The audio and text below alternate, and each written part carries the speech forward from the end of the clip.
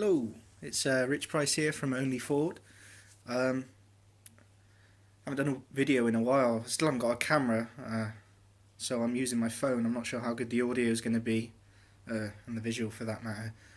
But yeah, this video is titled "Different Kinds of OCD," which is, in a way, it's a little misleading because I don't believe there are different kinds of OCD, and I believe it's beneficial to have that mindset, and I'll try and explain why in this video. Yeah, so for people suffering with OCD, you do get different names. You get you get the pure O. People add different letters to the start and the end. Harm OCD, sexual OCD, and all these different kind of things. But I think it's actually unhelpful for a few reasons to think like that. When you break OCD down, I don't think there is any different types at all. I think it is literally two parts: obsessions and compulsions. One of the reasons I think it's unhelpful to be labelled, I've got this kind of OCD, you've got that kind of OCD, is it can often put sufferers off buying self-help books, talking on forums, or coming to groups like the one I run, because they're scared that they might get infected with someone else's OCD. They're scared of catching that other kind of OCD. You know, if you tell me about your OCD, well, what if I start thinking like that? And the truth is that might happen. Like that's a very realistic thing that may happen. That's how OCD works. Once you expire one theme of intrusive thoughts, as your brain maybe starts to desensitize to those thoughts, it'll very quickly latch onto something else, and it could be anything in the world. So I think acceptance is a really, really strong tool, and that sounds, when you're in the early stages and you're really suffering, that sounds probably useless and pointless. Oh, acceptance, you know.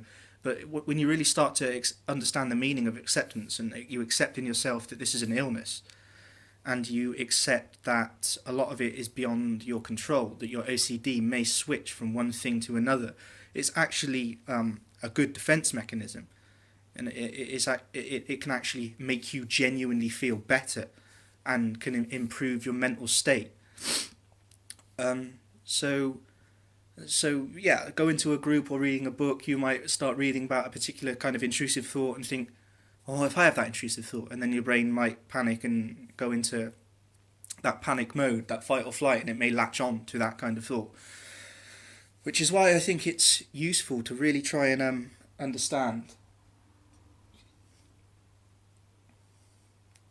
really try and understand that OCD is OCD. Intrusive thoughts are intrusive thoughts. And it really doesn't matter about the theme. And I remember in my early days, because Puro was something that I was suffering from, it was something that I was looking into a lot. And I remember reading on one of the forums, like many of you, I imagine you spend hours and hours surfing the internet trying to read about OCD, trying to find success stories, just trying to find out as much as you can, which, I mean, information is good, but it also becomes a compulsion in its own right. You become compelled to keep surfing the internet, and it gives you some sort of, again, it's that problem solving with OCD. It's that trying to find a solution to the problem. It's almost like rumination. It's like a physical rumination, surfing the internet endlessly, trying to look up things about OCD, trying to read about other people's experiences. So I think in the early days, as I was saying, you know, I read someone put, you know, look, OCD is, someone was saying I'm suffering from pure O, and someone wrote, you know, look, OCD is OCD. It doesn't matter which kind you have. And I think I felt a little bit offended almost, like, you know, you don't know, you know, what we are going through, you know, the thoughts that I have are completely opposite to my morals, etc. And I can still agree with that. I can still, you know, there are some intrusive thoughts or some themes of intrusive thought that are more offensive to our morals. So something like contamination, or the idea that you're sick, or you're going to get sick, or you're going to make, you know, these are terrifying thoughts, but they're not necessarily taboo or offensive to your morals, whereas something like violence or something around blasphemy, if you're religious, or something of a sexual nature might be offensively opposite to your morals. So I can agree that some themes may be more opposed to morals, but that doesn't. It's not useful to view different kinds of OCD for the exact reason that I was just talking about. Because I get people in the group, I talk to people with OCD, and they say, "Oh, a new kind of OCD started. You know, I've been thinking about this for months, and now and it's almost like the illness doubles in weight on them. That they think that their illness has got worse, like it's actually getting worse because the thoughts have gone a different direction, which isn't useful because that's a horrible feeling to think that you're going backwards, and to think that things are getting worse. And it's not true either. That's not the case. Your OCD will take on different themes. That is the nature of it. As soon as it starts to desensitize and get bored, as soon as you start to make your peace with one part of it, it will latch on to another. That is the illness, and it's not got worse. That was the way it was always going to be. That's just the nature of OCD. So I think there's something quite useful that I try and tell people, and you might have read this if you have looked into it a little bit. It's viewing the OCD as something external to yourself. So it is almost referring to it in your mind as something external, something outside of your body almost. These intrusive thoughts are not part of you, and it's actually really helpful for your mental state to really start viewing these thoughts as something outside of your body. Because if you had cancer or something like that, that's something extra, something unwanted, a tumour, something growing, something that is not supposed to be there. And you don't judge yourself for, you know that that's not part of you. And if you're lucky enough, hopefully that thing can be surgically removed. But with the mind, it's different. You can't surgically remove these thoughts, but you should view them in a similar way, because they're not part of you, and it's healthy to know that they're not part of you. I think something I try and teach people is to, no matter what the theme of the intrusive thought, you could be thinking about something for a couple of weeks, and you think something new's come in. Don't view it as something new. Call it intrusive thought. I almost say just call it intrusive thought when it comes in. Almost just say, it's intrusive thought again. Call it. Like, I know that's not grammatically correct, but it's almost like it's a thing, and its name is intrusive thought. So it doesn't matter what the theme is. If it was about hygiene and contamination for a few weeks, and then it moves on to something even more frightening. Well, I'm not saying contamination isn't frightening. All people with OCD are suffering the same. In its chronic severe form, it doesn't matter what the thought is about. There are people with OCD who cannot get a song out of their head. And that is every bit. The repetition of the same thought over and over again is punishment enough. Anyone with chronic OCD knows it's quickly becomes not actually the theme of the thought, just the fact that you can't get rid of it.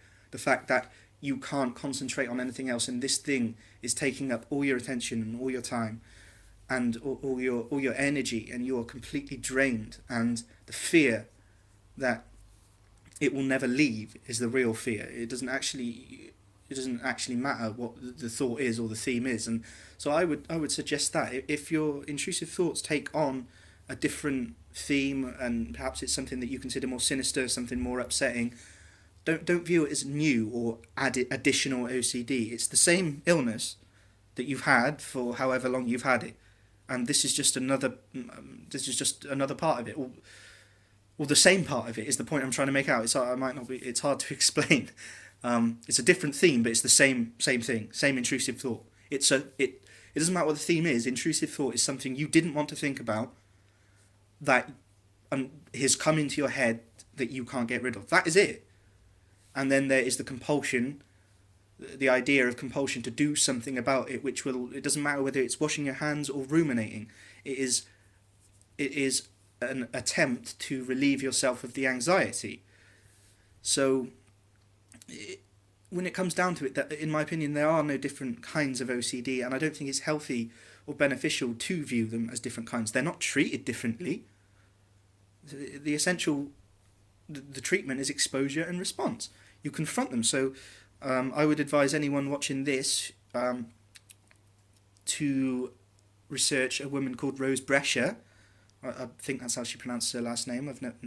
It's just how I think it's spelled. And I first came across her years and years ago. She wrote a piece, I think it was in The Guardian, and it's called A Rude Awakening. And she was one of the first people I came across that have publicly talked about their OCD, and this is the kind that we talk about that they call puro, the kind that is very morally upsetting, very taboo.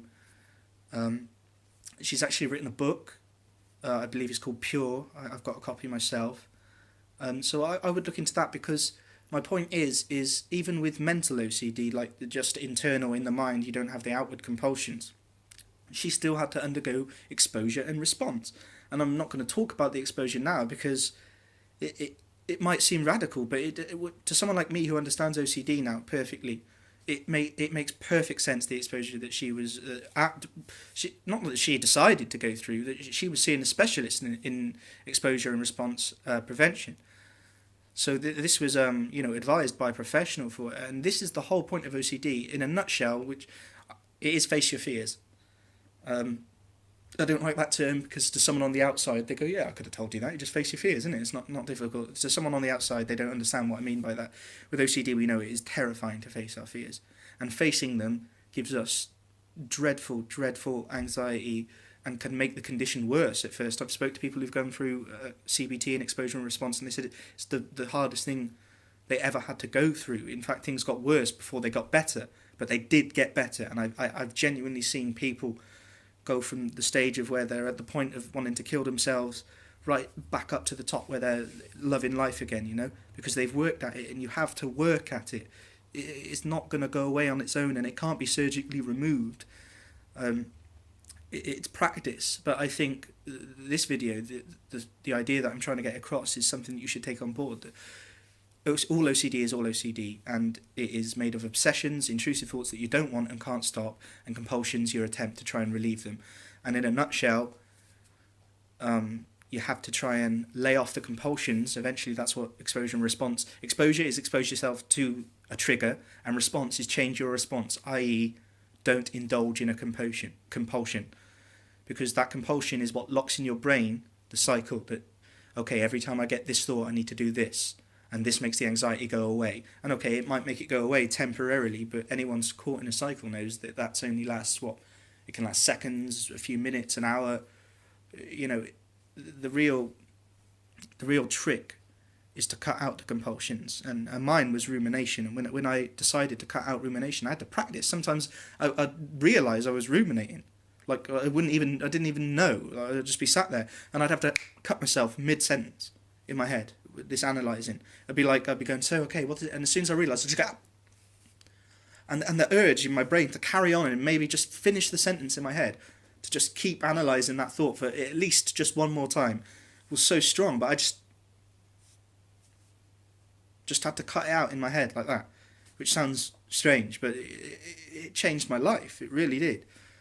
So I think viewing that there's different types of OCD is unhelpful. I don't think it's true when you break it down. OCD is there's endless different themes, but they're all the same. They're intrusive thought, and I would just call them intrusive thought regardless of their theme.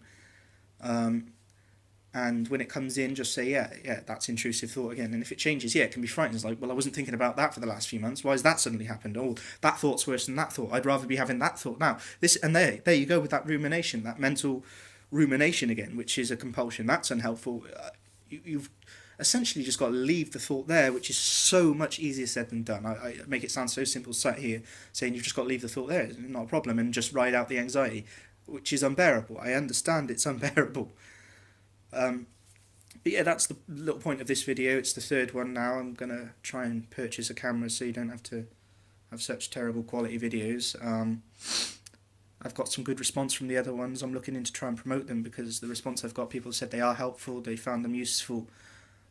So to anyone who is avoiding a self-help book or a self-help group or anything like that, or just, because they're scared of catching someone else's OCD, you can't hide from that forever. The OCD will change. It will take on new themes. And I'm not going to say that that's not going to happen during a group, but it would happen anyway. I promise you it would happen anyway.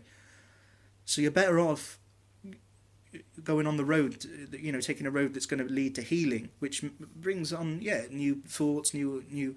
My obsessions have changed over the last few years. I've exhausted and desensitized to the pure O. Now I'm taking on physical things that I've never had before, cleaning stuff that, because it's just bugging me, which I never had before. I notice it, and sometimes I resist it. I don't always practice what I preach because I'm in a pretty good place. Sometimes if I'm at work and I'm busy, it's just quicker to do the compulsion and just get that over and done with. But sometimes I notice that it's getting a bit out of hand and I do resist it. And so it's a work in progress. It's always going to be a work in progress. There's no cure. It's just trying to learn to get it to a manageable state so that your life is, worth living again. So I wouldn't avoid any kind of help, self-help, groups, therapy, because you're scared of catching new OCD, because it's not new OCD. It's just your OCD. It's just another part of it. Well, not another part of it, the same part of it. It's just intrusive thought. And it will change from time to time. So yeah, I guess that's the end of this video. Please share them around if you find them useful. Like I say, I've had good response. I've had people who think, it's helped them a bit. So if you find it helpful, maybe share it with someone you know from a group or a forum, or post them on the I know there's various OCD Facebook sites. I don't really know how to do Twitter, but if you do that, please, post it, share it. Okay, and I'll try and keep this a more regular thing. Okay, cheers. Bye.